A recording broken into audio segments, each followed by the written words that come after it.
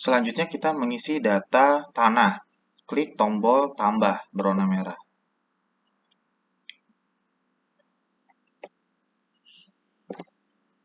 Tentukan dulu lokasi tanah, di manakah letak tanah yang akan diwakafkan.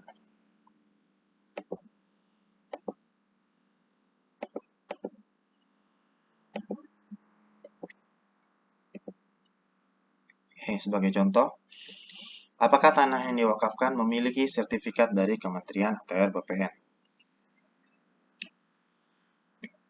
Yang pertama kita misalkan tidak. Apa jenis dokumen yang dimiliki? Klik lainnya.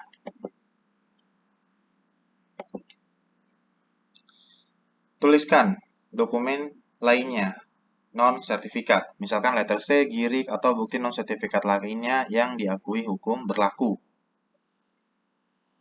Isi formulir sesuai dengan kepemilikan atau kuasa tanah yang dimiliki. Nama pemilik tanah tertulis pada dokumen. Misalkan dokumennya letter C.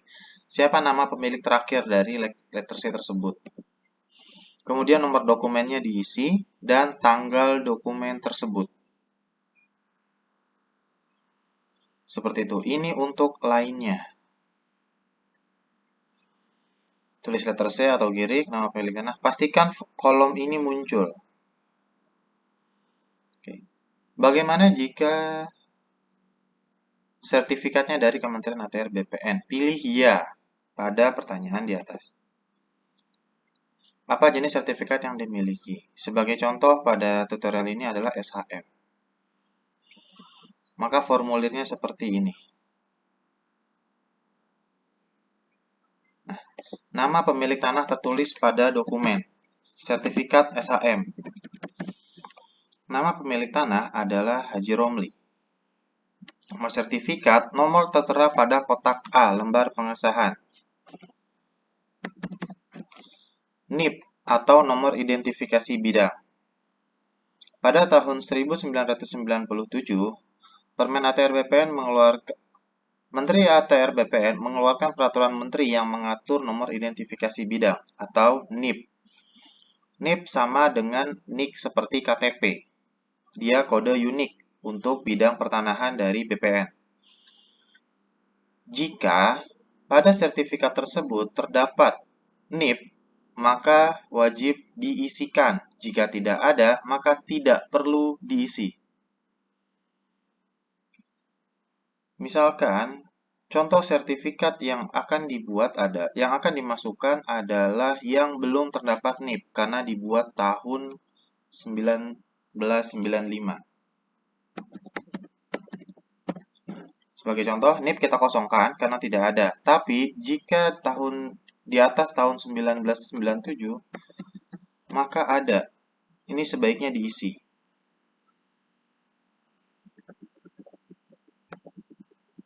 Sebagai contoh berikut.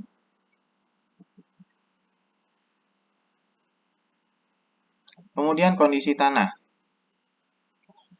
Kondisi tanah cukup ketikkan angka pada kolom ini. Misalkan 1300, maka ketik saja 1300, otomatis menambahkan simbol titik. Jadi tidak perlu diketik titik atau koma. Kemudian batas-batas wilayah diisi sebagaimana kondisi real. Contoh batas utara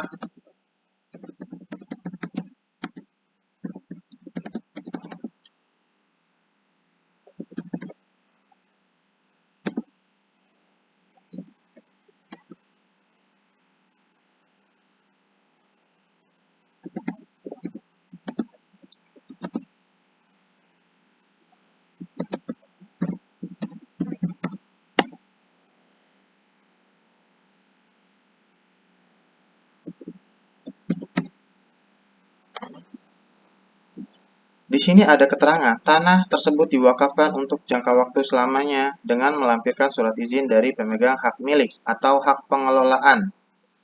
Jika bukti tanahnya berupa HGB, HGU, atau hak pakai. Jadi, bagi yang sertifikatnya menyerupai HGB, HGU, atau hak pakai, wajib menyertakan surat izin pelepasan. Nah, surat izinnya wajib diunggah. Namun, pada tutorial ini, sertifikat yang di-upload adalah SHM, maka tidak perlu di-checklist. Seperti itu. Kemudian upload bukti sertifikat. SHM yang ada itu di-scan, dijadikan PDF satu halaman. Sebagai contoh, ini saya upload SHM. Seperti itu. Peruntukan tanah wakaf ini sebagai pemilihan peruntukan tanah wakaf dapat dipilih lebih dari satu pilihan menyesuaikan kehendak wakil. Yang dipilih berdasarkan kategori. Misalkan, sarana dan kegiatan ibadah, bantuan kepada fakir miskin, kemudian kemajuan dan peningkatan ekonomi umat. Boleh dipilih lebih dari satu, boleh dipilih juga semua. Yang perlu diperhatikan, saat ini banyak wakaf produktif. Jika tanah wakaf tersebut dimaksudkan untuk produktif, maka dipilih kemajuan dan peningkatan ekonomi umat. Atau digunakan untuk kuburan misalkan, maka dibuat untuk kesejahteraan umum lainnya. Seperti itu.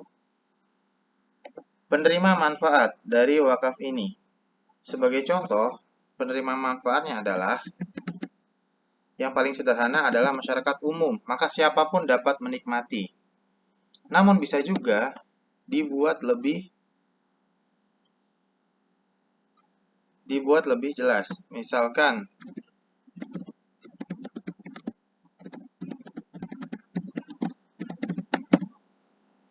seperti itu.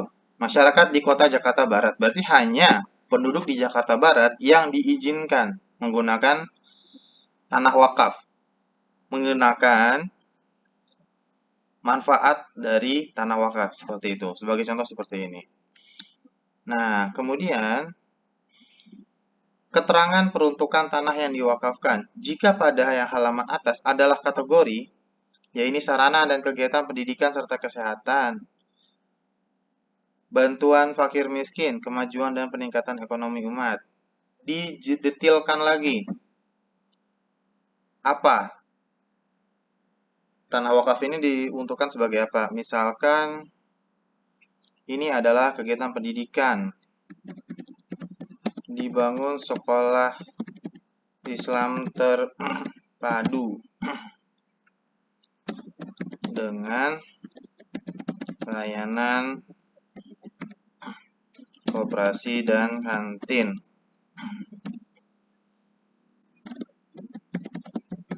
Dengan tujuan manfaatnya diberikan kepada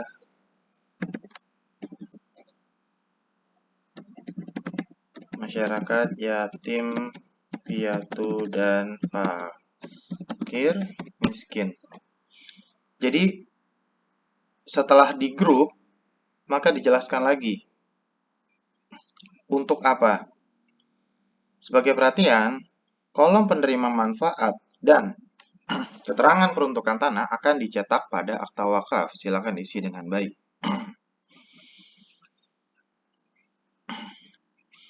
Dokumen pendukung. Pada tutorial ini, wakif adalah bersama 2 orang. Tapi, sertifikat tanahnya atas nama Romli. Maka telah terjadi perpindahan kepemilikan tanah dari Haji Romli kepada suami istri yang dimaksud.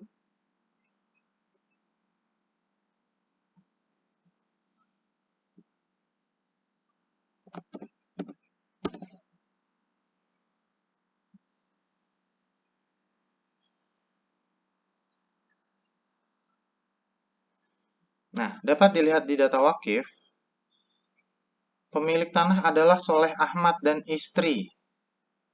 Sedangkan pada sertifikat tanah tertulis Haji Romli. Telah terjadi perpindahan kepemilikan.